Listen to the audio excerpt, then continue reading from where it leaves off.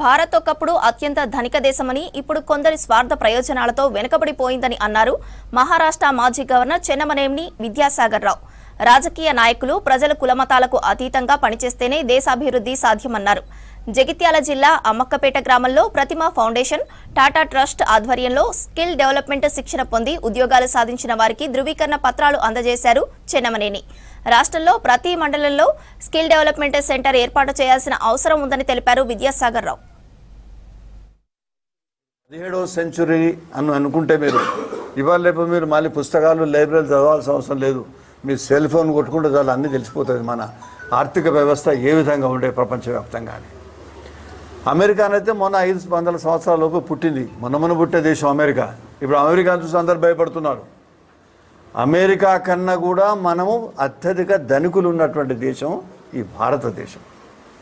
అటువంటి భారతదేశంలో ఇంత ప్రయత్నం చేసినా కూడా మనం ముందుకు పోవడం లేదంటే కొంతమంది ప్రజల్లో కానీ కొంత స్వార్థ ప్రయోజనాల వల్ల దాన్ని సాధించలేకపోతున్నాం.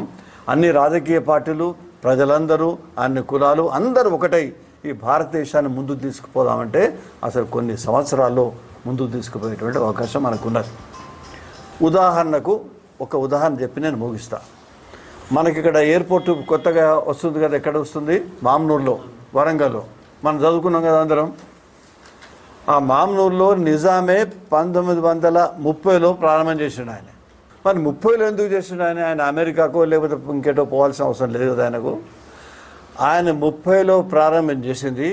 ఆ ఎయిర్పోర్ట్ అంతా కూడా ఇక్కడ కాగజ్ నగర్లో పేపర్ తయారవుతుంది కదా, అక్కడి కోసం.